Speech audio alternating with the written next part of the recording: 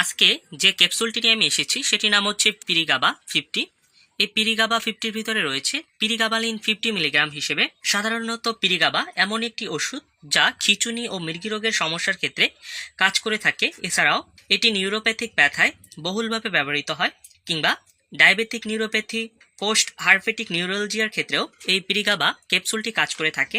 তো আজকে আমরা এই পিরিগাবা 50 ক্যাপসুলটি সম্পর্কে বিস্তারিত জানব। এটি আপনারা কিভাবে খাবেন, এটি খাওয়ার নিয়ম কি এবং এটি কি কাজ করে থাকে সে সম্পর্কে আজকে আমরা বিস্তারিত জানব। তবে জানার পূর্বে একটি ব্যাপার, যারা এখনও আমার চ্যানেলটি সাবস্ক্রাইব করেননি, যারা আমার চ্যানেলে নতুন দেখছেন তারা অবশ্যই আমার চ্যানেলটি সাবস্ক্রাইব করবেন, আর যারা অলরেডি আমার চ্যানেলটি সাবস্ক্রাইব করেছেন তাদের সকলকে ধন্যবাদ জানাচ্ছি। তো চলুন শুরু করা যাক।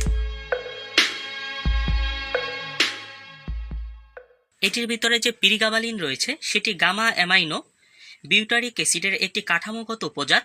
এই পিরিগাবা নিউরোপ্যাথিক ব্যথায় কিংবা ডায়াবেটিক নিউরোপ্যাথিজনিত ব্যথা, পোস্ট হার্পেটিক নিউরোলজিয়া কিংবা পার্শিয়াল অনসেন্ট সিজার, মৃগী ও খিঁচুনি রোগীদের জন্য এটি নির্দেশিত হয়ে থাকে। তো ক্যাপসুলটির ভিতরে কীরকম সেটি আগে আমরা একটু দেখে নিই।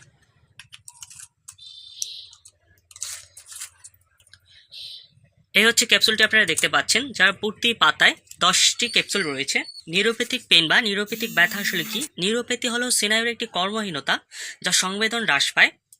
যদিও অনেক মানুষ নিউরোপ্যাথির বিকাশ করে থাকেন, তবে এই লোকগুলোর মধ্যে কিছু সংখ্যক লোক তাদের উপসর্গগুলির সাথে যুক্ত ব্যথা অনুভব করে।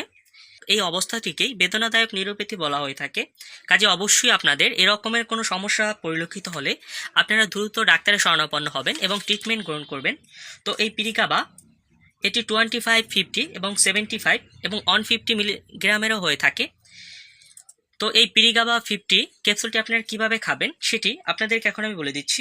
সাধারণত এই পিরিগাবা 50 রোগের উপর সমন্বয় করে দেওয়া হয়, তবে সাধারণ ক্ষেত্রে যাদের নিউরোপ্যাথিক ব্যথা রয়েছে বা নিউরোপ্যাথিক পেইন রয়েছে তারা প্রথম পর্যায়ে এই পিরিগাবা 50 1 থেকে 3টি ট্যাবলেট, সকালে একটি ট্যাবলেট, দুপুরে একটি ট্যাবলেট এবং রাতে একটি ট্যাবলেট খাবার পরে গ্রহণ করা যেতে পারে। তবে অবশ্যই আপনারা এটি গ্রহণ করার পূর্বে কোনো রেজিস্টার্ড ডাক্তারের পরামর্শ নিয়ে খাওয়ার চেষ্টা করবেন।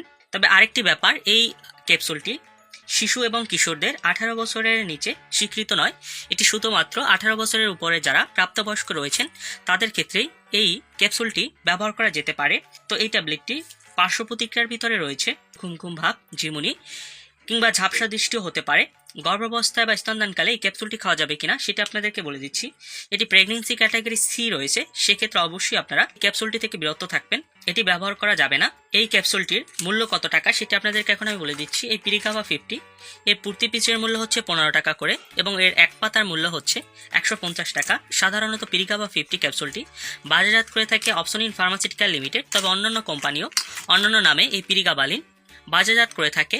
তো এই ছিল পিরিগাবা সম্পর্কিত সকল তথ্য ও উপাত্ত। আপনাদের যদি ভিডিওটি ভালো লাগে তাহলে অবশ্যই আমার চ্যানেলটি সাবস্ক্রাইব করবেন, আর এই সম্পর্কিত যদি আরও কিছু জানতে চান তাহলে নিচে কমেন্ট করবেন, আমি যথাসম্ভব উত্তর দেওয়ার চেষ্টা করব। ধন্যবাদ সকলকে, সবাই ভালো থাকবেন এবং অবশ্যই সকল ওষুধ শিশুদের নাগালের বাইরে রাখুন।